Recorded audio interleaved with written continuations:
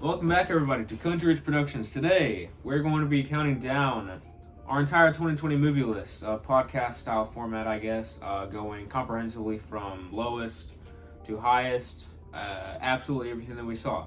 So, for Caleb, it was 48. He had the most because I kind of plateaued out for the last 3-4 months. I saw 47, and Micah, you saw 20.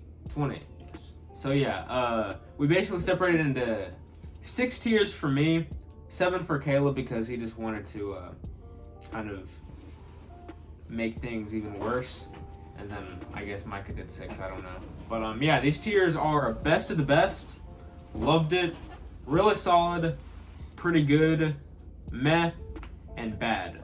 And then Caleb did worst of the worst because he's just a pessimist. But yeah, I guess without further ado, we can go ahead and get started. So we will start at the very bottom with the worst of the worst of the worst. Okay, so without further ado, we will start with the worst of the worst for Caleb. How many do you have in this tier that is below the bottom? I have 6 movies. 6 movies, wow. So 6 go ahead movies and that go are- from 48 to 43. So, number 48, the worst movie of 2020 is The Main Event, the wrestling movie where the little kid who plays Killmonger in Black Panther, he finds a mask and it makes his voice deep and he can kick down trees. It's really stupid. That comes in as the worst of the year. 47, I have Pokemon Mewtwo Strikes Back. It was in contention for the last spot, but I don't think it would be fair to just do it based on personal preference because I know a lot of people love Pokemon, even though it's my list. 46, I have Zombies 2.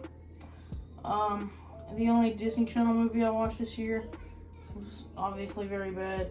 45, I have Ni no Kuni, another anime movie. It just fell off at the third act. It just could not maintain coherence or quality throughout the entire runtime.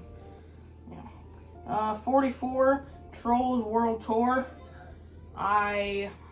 There was basically no story. There was gaping holes in the story. The plot was so confusing. It was just horrible. And my last movie in the worst of the worst here is Shaun the Sheep Farmageddon. I am terrified of stop motion claymation. I just hate it. All my Scared of it. Yes, honestly, I'm terrified of it, and I'm not gonna get into why. That could be a separate video essay. Deep childhood memories. Yeah. Wallace and Gromit really started it for me, but My bad tier, I have 6 in those. Now, some are worse than others, and it probably would have been a bit more prudent for me to do a worst of the worst tier, but I don't know. I didn't feel super strongly about any of these. I mean, there were some that I think are absolutely horrible, but granted, I just have a little bit more of a connection to them than others that are both awful and I just forget. Number 47 is Ghost Stories. It's pretty ironic that it's been pretty much a full year to the day. I watched it on January 1st, and nothing has gotten worse than it. Number 46, New Mutants. If Ghost Stories was just completely bad, New Mutants is viscerally horrible. I don't think it's hyperbolic to say that this is one of the worst movies I've ever seen, because I can't think of a single positive thing about it. Other than that there's people in it that I like as actors, that doesn't really have any bearing on how you measure the quality, and the quality here is completely awful. So I don't want to delve into that because, like Caleb said with his explanation for his irrational fear of stop motion, I could probably write a whole video essay on how bad the New Mutants is. So yeah, coming number 45 is Ni no Kuni, pretty much the same spot you had it. I didn't think it was terrible. A lot of these that fall to the bottom are because I wake up the next day not remembering them.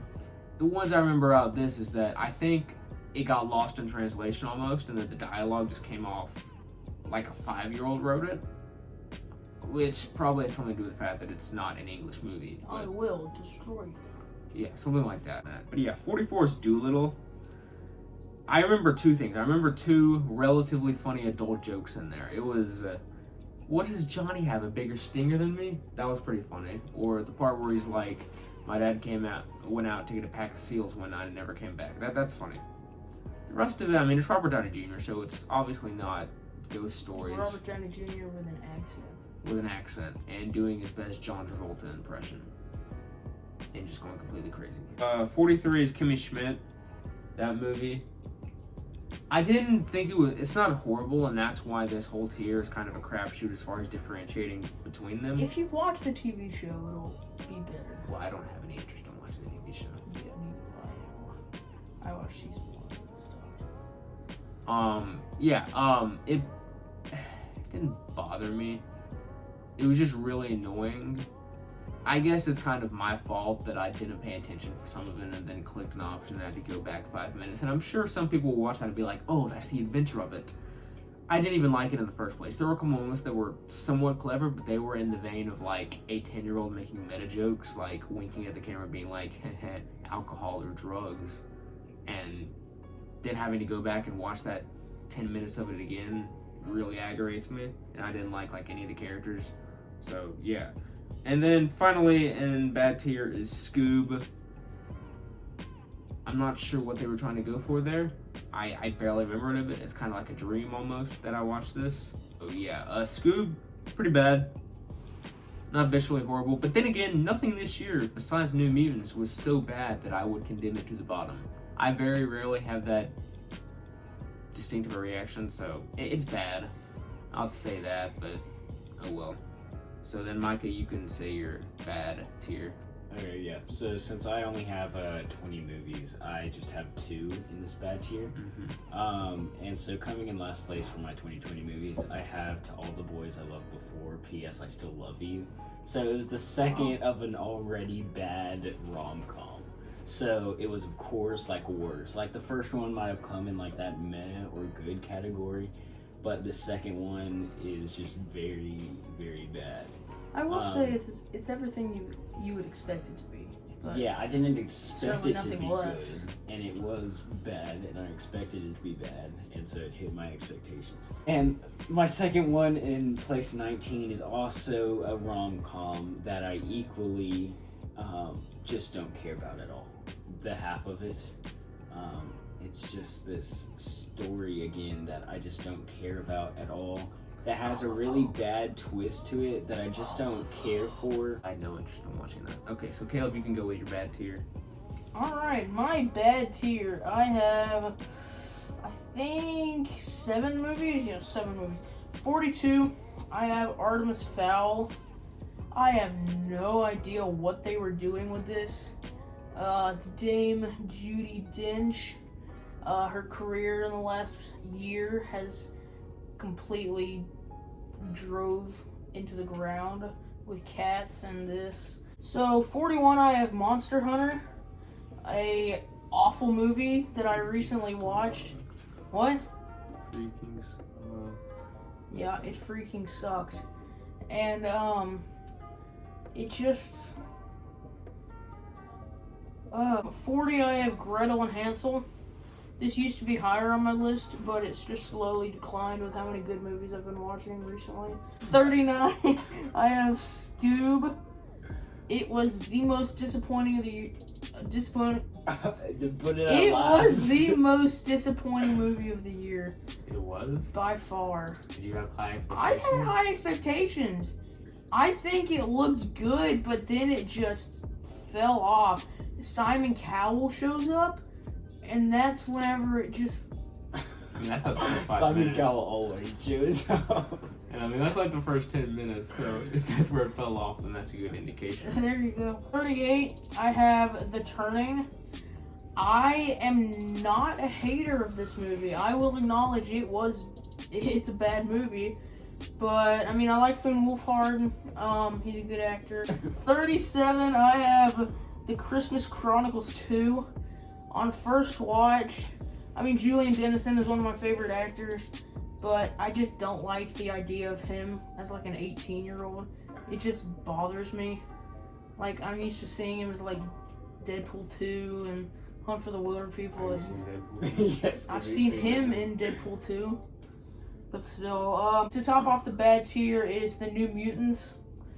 I think for how long it was in development and how many different scripts it's gone through and delays, I find it impressive that it was still able to be a thing. Be so bad. But it is also no justification for how bad it is. And so, yeah, I don't really have any positive things to say about it. Yeah, we'll move on to the med tier.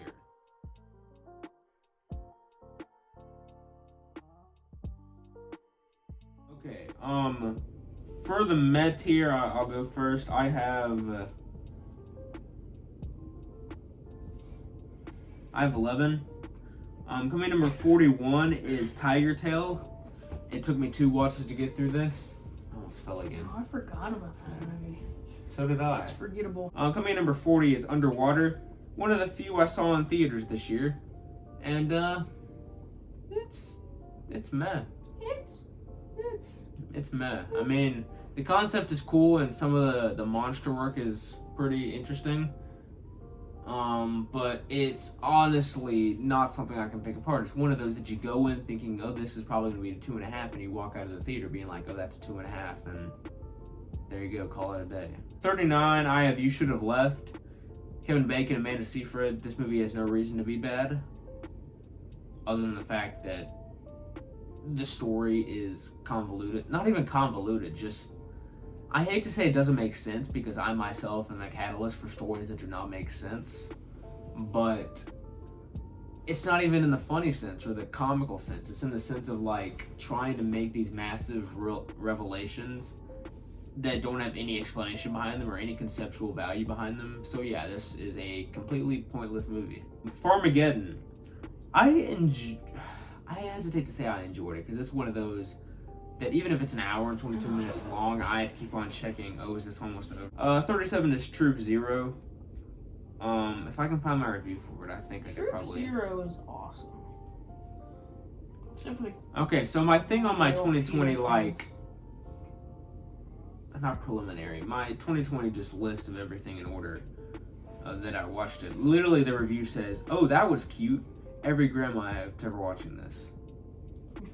I mean, this is a movie that the grandma walks out of the theater and is like, oh, that was cute. That was a cute movie. I recommend it. Irresistible, this is one that I enjoyed most of the time. I always like a good kind of streamlined election storyline. Not that happens a lot in Hollywood or in stories. Right? This is the Steve Carell one, yeah, with Rose Byrne and Mackenzie Foy and several good actors. Basically, it's this like small town election, Democrat, Republican, something that I find really fascinating as a story, especially when it comes to the thriller aspects of it, where it's like, oh, who's going to win? Then whenever you have that twist at the end that kind of invalidates what made it interesting, I would have liked it more if it had gone the boring route and just ended with a throwaway message on society and then called it that. But no, it chose to do something that wasn't realistic, didn't really make sense, and I didn't find any value in it. Miss Americana at 35. I really loved the first part of this. Like the first 30 to 45 minutes, I genuinely would have given it like 4 to 4.5 stars. Then, just as it goes into socio-political commentary, I'm not going to say that you shouldn't do that because obviously in our time period today, that's relevant, at least in some areas. But I'm not going to lie and say that I wasn't viscerally uncomfortable in some of these areas. It felt like kind of shooing in almost cultural appropriation. I won't say that because that's obvious. It's a documentary, so it's not like they're forming a story with it. But it's pretty good. It's got some filmmaking value, but nothing beyond that. Number 34, Griddle and Hansel. I like this one more than Caleb did. I mean, obviously, I'm in my review here. It's very kind of, what's the word? I don't know. It kind of dumbs it down almost.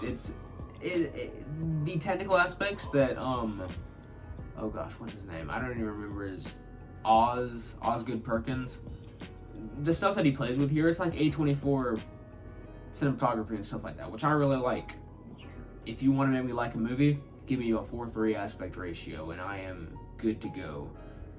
It's only that, you know, I was in Beverly Marsh. Sophia Lillis has those like soliloquy, like inner monologue moments every about 15 minutes, just explaining the story to you, just to make sure that you, the audience, understand what's going on. Yeah, it's interesting, and I like it for its experimentalism, not for its kind of condescend of audience intellect.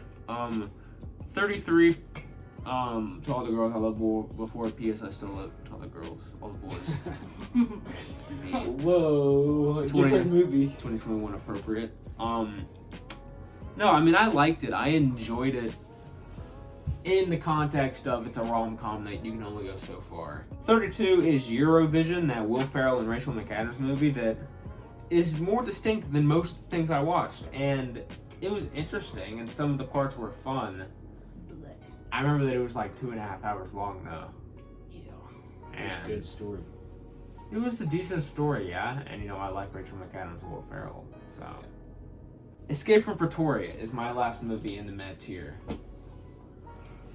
It could honestly go in the pretty good tier, but I don't see any reason to put it there. I get that it has the typical, the tension that comes along with the type of movie that it is. Obviously, if you're performing a heist or you're trying to escape somewhere, it has the added benefit of having that inherent tension to it, but nothing happens. It feels like it's just kind of straightforward, and this is one of those things where I don't claim to be like, oh, they should have been caught or captured or something, because I enjoyed it for what it was.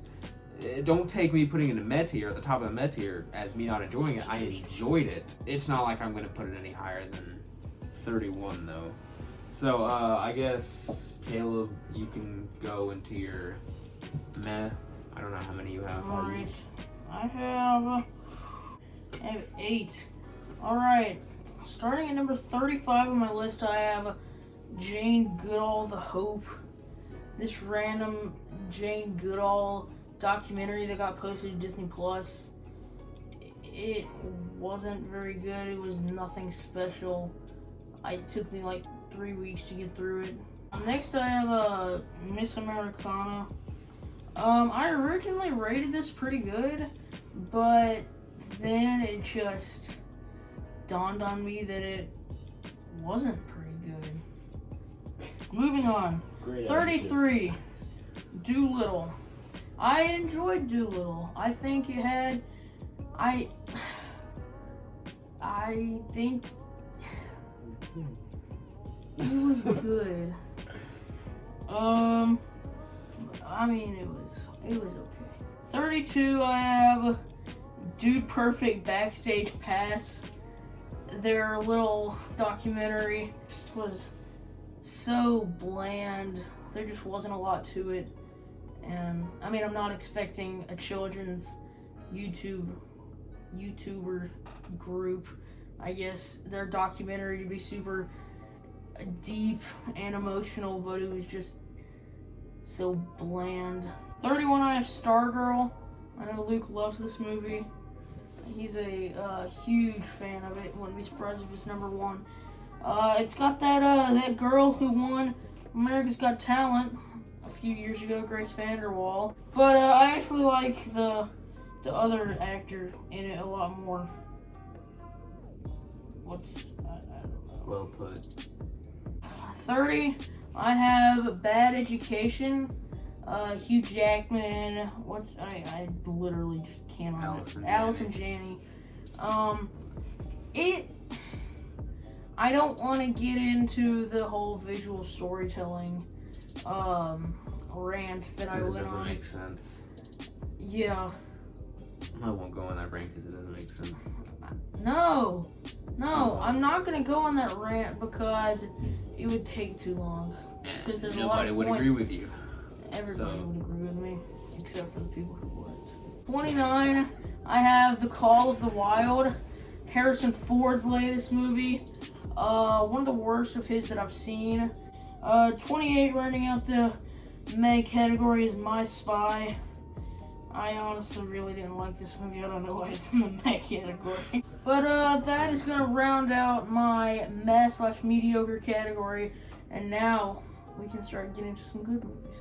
No. Wait till you might do his meh Yeah. category. Then we can get to some good movies. I know. Okay. Alright, so for the meh category, I got 3 movies. And I'm starting out with number 18, which is a movie Caleb mentioned already, which is Monster Hunter. And I actually really enjoyed this movie. It was fun and easy to watch because I was never bored or anything. And it was pretty, it was just vibey. I know what you're talking about. Those kind of movies that, they're not good. Yeah. Like this next one was a shocker for me. I was hoping it would be good going into it. But Enola Holmes, I could not handle it. It was not enjoyable to me. I need to watch that.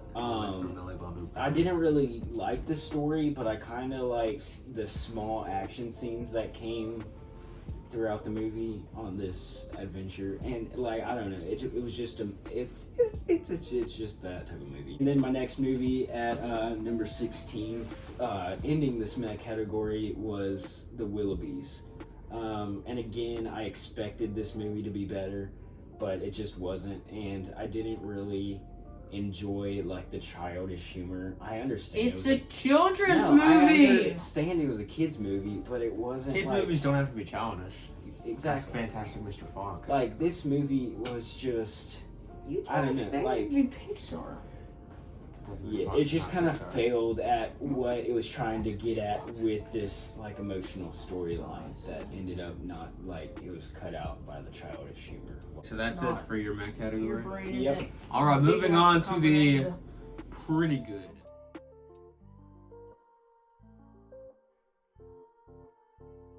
The pretty good category. Am I going first? Okay, I suppose I will go first. I have 6 movies in this category, so I'll go by pretty quick. Time to ruffle some Caleb feathers. Number 30 is Birds of Prey. I thought it was pretty good. That's that. That's fair. It goes in the pretty good category. Okay, 29 is Never, Rarely, Sometimes, Always. It's a movie that I enjoyed its messaging, and obviously as a Christian, that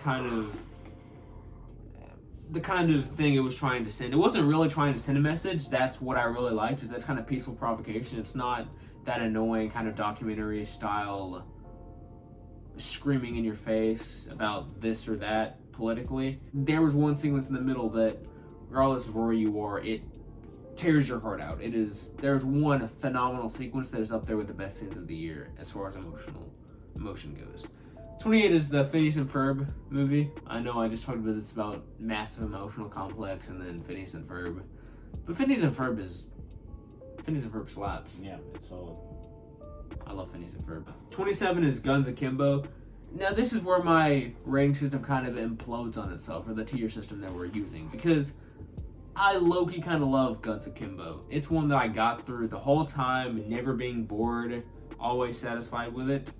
I don't know what it is. Most people hate it, and I feel like I'm not going to say, oh, you dislike it, you don't want to have fun. But if you dislike it, you don't want to have fun. That's all I can really say. 26 is Extraction. It's one of those that it starts out and I'm like, this is gonna be, but it turns out to be really good. Once it gets to the point where it's 10 to 15 minute long take, which, like I said earlier, magnificent. Yeah. And then number 25 is. Why are you turning it off? Just jump up and hit it with your head. My last one and pretty good is 7500. It's one of those that's it's one of those stories that you watch and deep into it the entire time and you're like, What? oh my gosh. Fan. Still lying about just. Exactly. So 7500 is one of those movies that you basically feel really engrossed in the entire time, but you walk away from it not feeling justified giving it higher than 3.5. And that's the third time I've had to say that, so we'll go ahead and move on to Micah's pretty good. Okay, sure. So I have 4 movies for my pretty good category. So starting with 15, it's Hubie Halloween. It's just another Adam Sandler movie. Almost every single one of my Adam Sandler movies are 3 stars, and this is one of the 3 stars. So it just kind of gives you that idea that this is straight up Adam Sandler. Number 14, it's just another, like, I don't even know what this movie was. What's it called? Christmas Comes Twice. It's a Hallmark movie. It's a time travel Hallmark movie, which, like, they're always like, Hallmark has, like, Hallmark? Hallmark has time travel movies, like, one every 5. It's, like, so random, but, like, those are the good ones for some reason. And then next, I got Candace movie thing. Who's Candace? Cancel? No, there's only one movie with the name Candace in it. And then also just another fun movie that wasn't as good as the first. It was The Croods of New Age. And I don't know, it was enjoyable. Oh, Caleb, you're a pretty good category. okay, I got some good movies in here. Some pretty good movies in my pretty good tier. Alright, 27 is the half of it. 26 is Bad Boys for Life. 25 is To All the Boys. To All the Boys. P.S. I Still Love You. Sonic the Hedgehog at 24. It was surprisingly good. I would like to have seen the final product with the original Sonic. With the realistic teeth and the small human eyes. 3, I have Unbreakable Kimmy Schmidt, Kimmy versus the Reverend. The interactions that you can have in the story are honestly really great. It was very fun to do, and I liked the show, I liked the characters, I liked the story. And 22, I have Impractical Jokers, the movie. I've watched all the shows and stuff, the episodes, but never the movie. They just created a story and they went on a road trip. Yeah. It's basically just the show. Yeah. An extra long episode of the show. 21, I have Eurovision. It was just so slow, but it was pretty good. In the last movie in my category, I have I Still Believe. This used to be a top 10, maybe even top 5 movie. You're done? Yeah.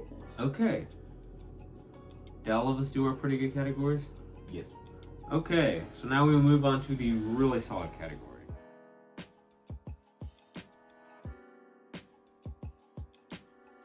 Okay, so I have 13 movies in my really solid, and I'll start off really solid. Number 24 is Onward. Really solid, interesting story. Really experiments with certain elements of animation and, realms of fantasy within the Pixar universe. Bad Boys for Life. Really solid. I don't know, it was funny in a lot of elements. 22 is Stargirl. I don't have quite as much of a obsession with it. Not that I ever had an obsession with it. I really loved it upon first seeing it. I still really like it. That's a good message to have. Number 21 is Lost Girls. I really like this. Most people apparently just strongly disliked it. It's Amy Ryan movie? Yeah, it's really slow. It's not super action-packed, but it's got Gabriel Byrne and several good players to set against this backdrop of gray, murky New Englandish America in the 80s or 90s or whenever it takes place. It works on an emotional level. It's very entrancing, and a lot of the story really works in terms of real story or based on a true story kind of goodness. Number 20 is Becky. I go back and forth switching this in between this number 20 and number 17 just because they're two very similar kind of coked out vibey movies. Kevin James plays a neo-Nazi, which, for that conceptual creativity alone, one of those movies like Guns Akimbo where I'm like, I kind of low-key love this movie, but I can't consciously put it higher. 19 is Just Mercy. This would be a lot higher. I'll put it out there. Number 18 is First Cow. Sweet, makes you kind of hungry movies. I know that's not really something you find often. But yeah, there's not a ton to say. It's just your typical 4-star Oscar baiting movie with solid cinematography. Number 17 is Get Duped. This is what I was referring to with Ed and Becky are kind of interchangeable as coked out experience movies that have these like hallucinatory sequences that I am a big fan of. I really love when you embrace the incoherence of life and storytelling and get these hallucinations that are fun to watch and these stories that are hilarious and bombastic and just, yeah, this movie's really funny. Number 16 is The Lodge, and if I look at it, in terms of pure horror, this is the best of the year. Not that I saw that many horror movies to begin with, but it was so atmospheric and the camera work is really well done. The entire movie, the direction of it functions really well as a whole. The performances are great. It's one of those, steady decline into kind of insanity. And it's scary, terrifying, it's atmospheric, like I said. It doesn't get religious style points, but very few horror movies do. So, yeah, I strongly recommend it as a horror movie for a horror fan. Number 15 is Sorry We Missed You. It's one of those heavy doses of reality. It's one of those where you can go without a story. It's basically a slice of life. It's what you would equate to a short story, where you just examine these people's lives. It's just a family that you grow attached to and love, and that's really all that you can say about it. Really strong emotion and everything. Number 14 is Hamilton. Some of the music is really well made. A lot of it is. I mean, obviously plays are really impressive technically, and so a second watch will probably benefit this even more. But yeah, it's all one shot. So if you really think about it. Yes. 13 is The Vast of Night. I don't know how to describe it. It's great. I really like most of the stuff it does. It's got those signature like one-er shots and just monologue and soliloquy and storytelling and pretty much everything that I like. It's nice and slow. It takes its time to build its story with camera work and characters and everything. It feels like one that you could cuddle up in like a blanket in the middle of November and watch it. Something like that, if that makes sense. And then finally is number 12, Palm Springs. Andy Samberg, Christian Melody. Really interesting concept of time travel and all these things. It's really fresh, and I made it through. I mean, this is the point in time where I'm handing free points out for not having me check the runtime, because it's very easy to get bored in a movie, and this is not one of those movies that you can get bored in. It's very fresh. Most people really love it. I really liked it. It's really solid, and that's really what you can say. It's a comedy that is not just insubstantial. Alright, so for my really solid category, I got Distraction. And again, like, just a really fun action movie that I was engaged with like the entire time. Number 11, I have Wonder Woman 84. Just another like good movie, fun, like engaging. I wasn't feeling that 2.5 hour runtime. Then I like Eurovision better than these two. Have already said it, so I have this at number 10. I just think the story was really good. There was not really any mistakes. I just thought, for a comedy movie, it just doesn't deserve to be higher than some of these really well done movies. Mm-hmm. The next at number 9, I have Onward. Just a really, really good Pixar movie. It's just like one of the top Pixar movies, just for a really good story. Emotional. Yeah, emotional towards the end. That's what Pixar does really well. Do I move on to my next movie? Yes. So in case you were wondering why my numbers are slightly thrown off this round, I completely forgot in the addition of Just Mercy, which I'm putting at number 8. Pretty fun story to watch. I couldn't really hate on it for it being a true story. But again, like you said, towards the end, it just kind of felt like it just kind of like ended. But yeah, it was like your typical like the good guy wins and all. Yeah. But they do in real life, so you can't really fight that idea much. So that's my solid category, which is pretty solid. Really solid. Alright, I got 10 movies in this one, so you're gonna get through some quality stuff. Alright, at 19 in my really solid tier, I have All the Bright Places. This really surprised me. It is honestly a very well done film, and the two leads are probably what make it so good, and just the chemistry between Elle Fanning and Justice Smith. Number 18, I have The Willoughbys. Probably, I know surprises was the big thing for the last movie, but this was probably the most surprising film of the year for me. I expected it to be pretty bad. I just turned it on because I saw it was on Netflix, and but it turned out being kind of warm and it was somewhat visually pleasing, and I know that's kind of hard to do with like a low budget animated film, but it still managed to accomplish it. Number 17, I have Troop Zero. I think Amazon Prime did very good on their original movies this year. I really felt and enjoyed that like 70s, I think it was the 70s, just that timeline and how it related to the story. But 16, I have Timmy Failure, Mistakes Were Made. It was surprisingly really great. I think the lead, I don't remember his name. I guess I could look. I don't feel like it. It had the voice actor of Rex from Toy Story. He plays a teacher and he's really funny in it. But number 15, I have The Vast of Night. I wish I could put it higher, but there are just things that I like more than it. And like number 15 is where it starts to get difficult because I love all these movies so much. But with The Vast of Night, it's a really great movie. Number 14, I have Enola Holmes. I think it's a really great story. I'm not a huge fan of the ending. Just how that was carried out and executed was not great. 13, I have 7500. This would probably be my favorite Amazon original. Joseph Gordon-Levitt making his film return after like 5 years or something of just minor supporting roles like once a year. And he was great in it, and he played his character perfectly, and overall the film was so like engaging and intense, and towards the end it actually got kind of emotional. Number 12, I have Escape from Pretoria.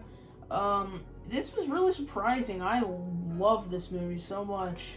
It's obviously one of my favorites of the year, but Daniel Radcliffe, he's so great in this movie, and I mean the story, even though it's a true story, the story still feels so fresh, and it's told really well visually, not just forcing the story down your throat like you can tell what's going on. It's honestly really intense towards the end, and I know you can't always feel that tension, but I mean for me it was definitely there. But number 11, I have Onward. I'm not gonna lie, Onward was kind of disappointing for me. I thought that the voice cast was outstanding, but the characters kind of fell flat for me, surprisingly. The ending is probably the strongest point in the movie. It does get kind of emotional, and I mean overall it's still Pixar. You know it's gonna be great. Number 10, I have The Invisible Man. For gotta think of a good fraction, I'd say 7/8 of the movie. It was honestly really great. It was, I wouldn't call it I guess I would call it a horror movie. It was just not your typical horror movie. It was fresh and original and what we needed at the time. It took an original character like the Invisible Man and kind of rebooted it, and you know, most horror reboots are horrible, but when you have a stacked cast like that, I mean, it's kind of hard to go wrong. Number 9, I have hot take. I have Hubie Halloween. I'm not gonna say that it's your typical Adam Sandler movie, but I mean, it kind of is, but it's so fun and engaging, and I mean, I wouldn't say it gets you into the Halloween spirit, because I don't know if that's a thing, but it definitely got me ready for Halloween whenever I wasn't at all. So I kind of applaud it for that. And so that's gonna round out my really solid tier. Okay, we will move on to the loved it tier, which will be the penultimate one before the best of the best.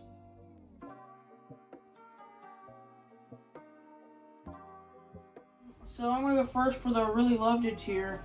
I'm going 8 to 4. Number 8, I have Just Mercy.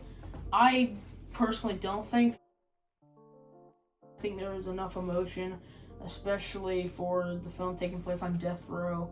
Number 7, as surprising as it is, I have the Croods of New Age. It surprised me on so many levels.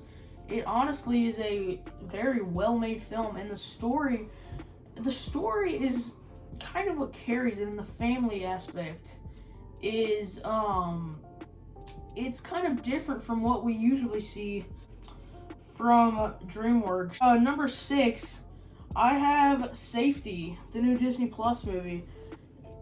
This film is really great. Like, if you haven't watched it, you should check it out, especially if you like sports, football, or college football, which I love all three. It's a really compelling story, and it's told very well, and there are some nice shots in there, and just the dynamic between the main character and his younger brother. I just like the story and how it plays out towards the end as well. Coming in at number 5, I have 1917. It's fallen a couple spots in the last couple hours, actually, as I've thought about it. No, it's fallen one spot. And, I mean, it was at the beginning of the year. I'm probably forgetting a lot of stuff.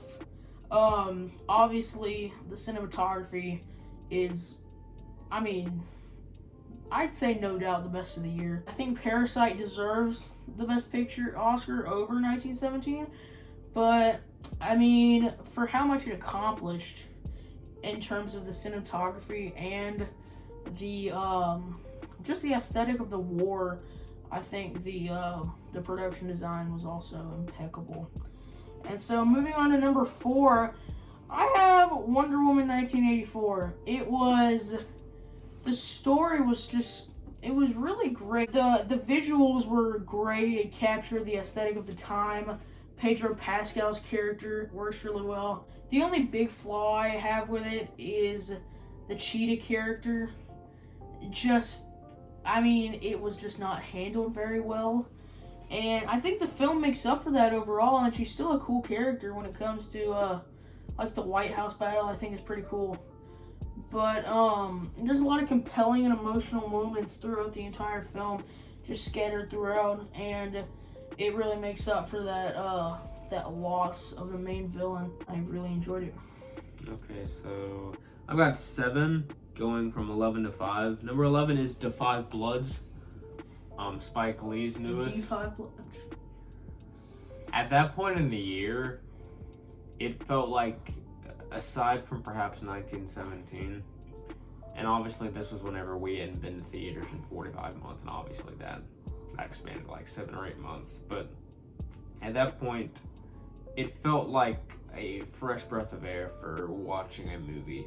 And the fact that I sat through a Netflix movie on my phone for 2.5 hours is something bizarre in the realm of me sitting down for 2.5 hours to do anything besides Rocket League or typing or whatever. Gosh, this is really hard to differentiate. Honestly, 10 to 5 is kind of like splitting hairs. Realistically, you could flip the order of them and I wouldn't get mad at you. And I'd be like, I could wake up tomorrow and have this in a completely different order, like literally reverse order. So I don't know. But for now, I guess I'll put Bad Education at 10. I absolutely love Bad Education.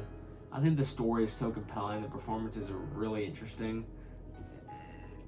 The entire concept of money laundering not only inspires me as a criminal, but also as somebody who wants to write about that stuff. So I think most of it's just absolutely compelling and enthralling. Number 9 is The Invisible Man. I hesitate to call it a horror movie. I think it's a thriller movie with really just great camera technique. Basically everything Caleb said. Caleb summed it up really well with pretty much everything, I think. Number 8 is Boys State. Another one that I absolutely love. This is an A24 movie. a documentary. And yeah, it like I was talking about earlier, this whole election process, this actually went through with it with 10 times more depth and nuance and just intrigue than Irresistible did. So, whereas one was a fictional story with a massive twist that just didn't land, this was one with, twists and turns privy to that of an election. And it was all teenage guys, which people were like, oh, teenage guys are terrifying. Well, here you go. Number 7, oh gosh. The Hunt. I honestly was going to put it like 6 or 5. I love this movie. I think it's hilarious. Most people think it's like a dog whistle the size of a megaphone. As an allegory, kind of like Animal Farm. I mean, Animal Farm is obviously like a central theme to it. I think it just really works. And even if I'm not going to speak to the fact that, it's satirizing America, it is, and it does it hilariously. And the dialogue is snappy, the action is fun. This is one of the movies that I can sit through the entire time and not get bored.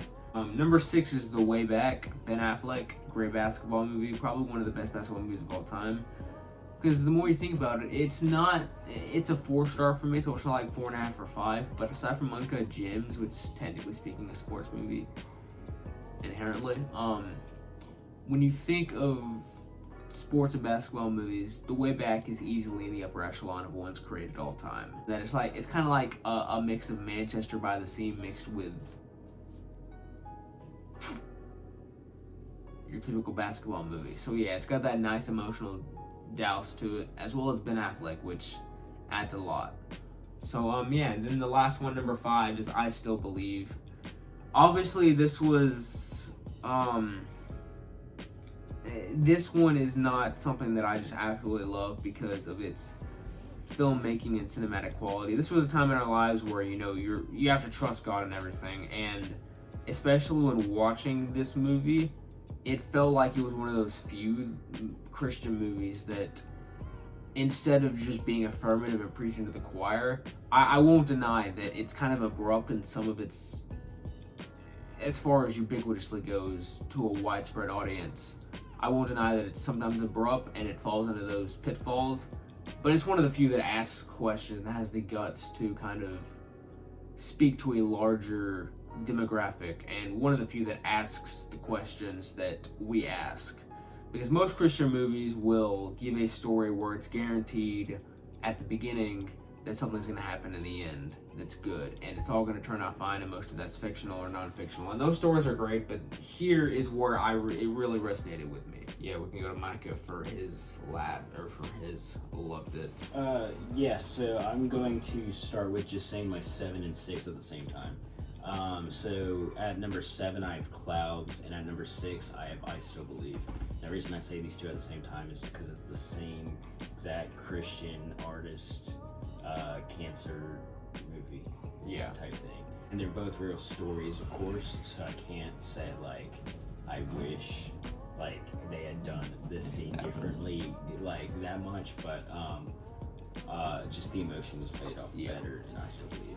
Then at number 5 I have Project Power, which it's just this really good action movie with I didn't know what I was getting into watching at all when I started this movie, but it had a very surprisingly good story. Kind of gave me like superhero vibes because these characters I think it's technically a superhero movie. Yeah. Like they take this pill to get superpowers, and despite like the cheesiness of that idea, it comes out with this really well done movie throughout. Yeah. And so that's what I got. Okay, so for best of the best, we'll go Micah, me, Caleb. And yeah, so let's move on to the best, our favorite movies of 2020.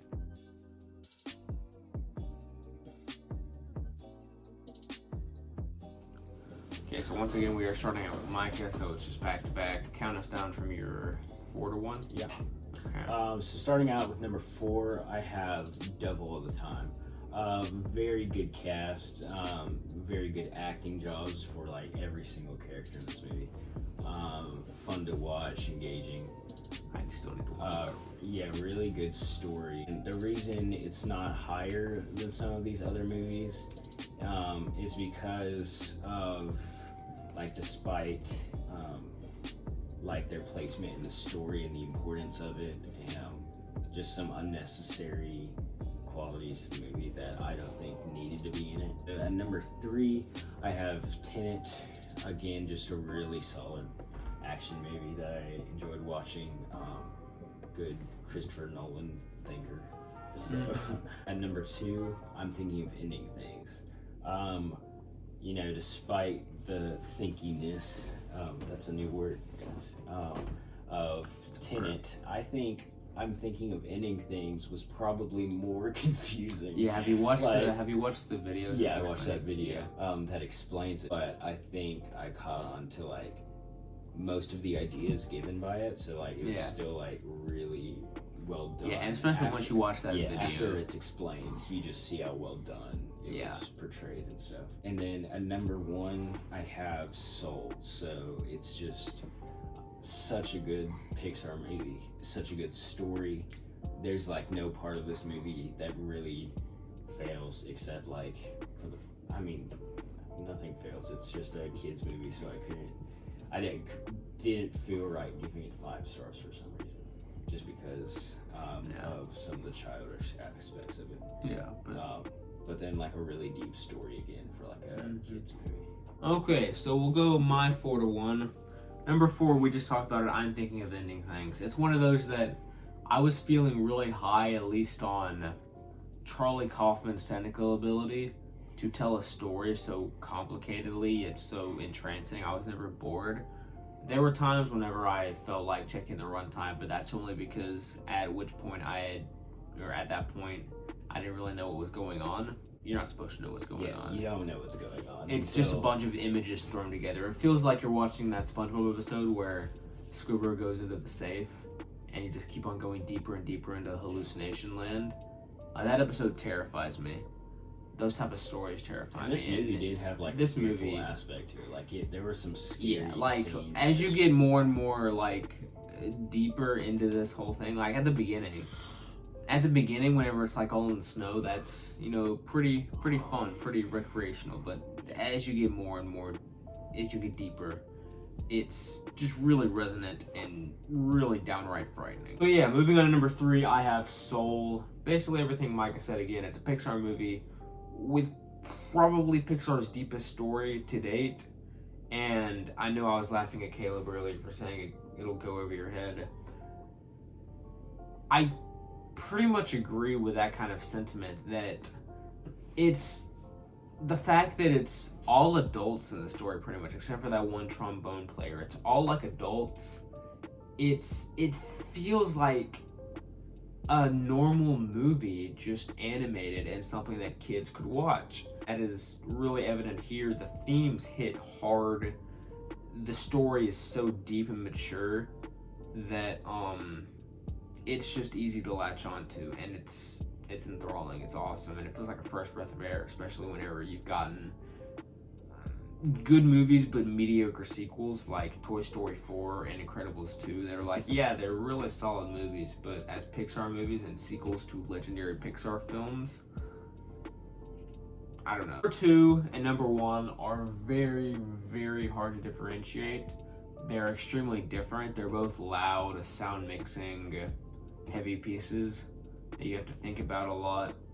One more so than the other, but for now, even though it's difficult, I'd put 1917 at number 2.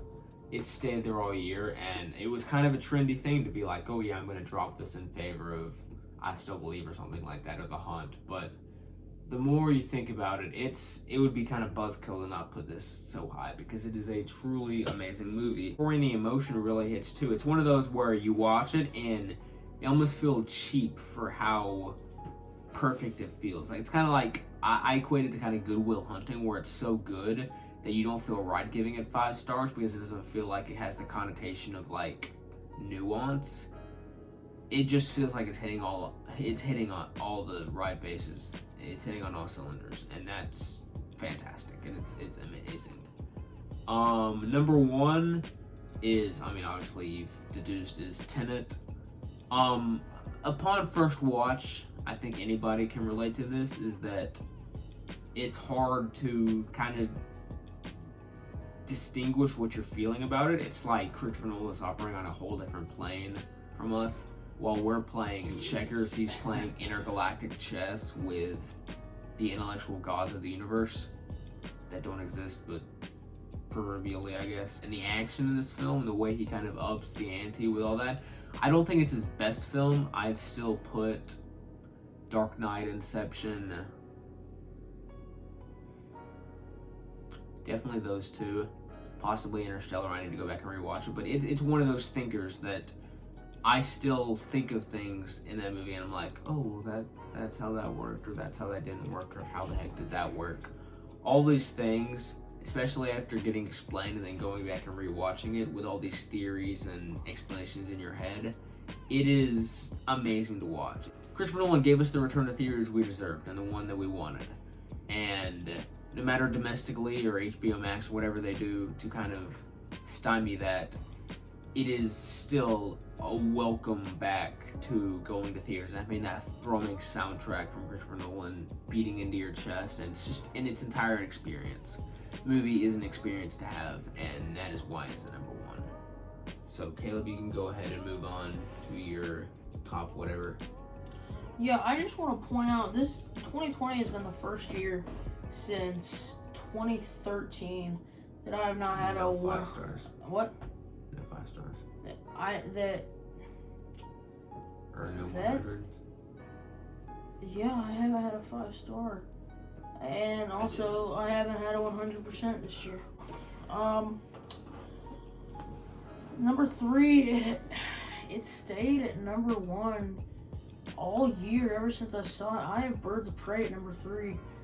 It surprised me when it fell, just because of how much I realized how much I loved the other 2 things that are above it.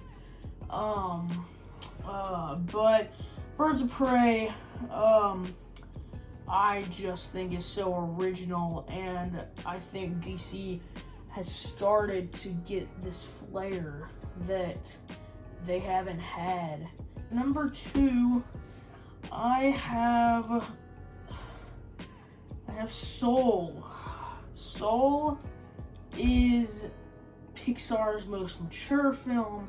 It's their most emotionally and thematically rich/valuable film. It's so great to see Pixar tapping back into their roots of originality that carried them for so many years before they started doing sequels like 2000 to 2010 was just originals every year that have now become Pixar classics. Soul, Joe Gardner is just such a complete character, and through one film we feel like we already have a whole character arc, and I'm so glad that there's not really any room for a sequel. It's Pete Docter. I'd like to see him direct It's a a lot really more good Pixar stuff. character development in the movie. But number 1, same with Luke, I have Tenet. Only Christopher Nolan could create a film that can still rise among all the challenges that this year has proposed. And Tenet really flies. I mean, it on all cylinders. The story is so well told, even though it is hard to understand on first watch. If you didn't understand it on first watch, I would definitely recommend giving it another try. John David Washington, it's one of his first roles, and I am so excited to see him emerge as I feel like he's gonna become a blockbuster actor. But yeah, Tenet coming in at my number 1 spot for 2020. I didn't expect it throughout the year, but I think it's my clear-cut choice at this point. So yeah, that's pretty ubiquitous as far as our lists aren't super unsimilar. I mean, Soul, Tenet, I'm thinking of ending things, and yeah, I mean, that's pretty much... At 1917, pretty high. Yeah, so yeah, 2020 has provided, as far as movie watching goes and judging these movies, at least within our tight-knit group, it's it's been a pretty unanimously great year at the top. Again, like we were discussing earlier, lack of 5 stars, but I think it's just going to roll over into an extremely heavy and amazing next year, or 2021. As of recording right now, it's New Year's Day. So yeah, this has been a really solid year in a lot of areas for film. Obviously lackluster compared to years past, but that's going to come with the packaging of everything getting delayed. But yeah, thanks so much for watching. This is super long. It's like 3 o'clock in the morning. I'm tired.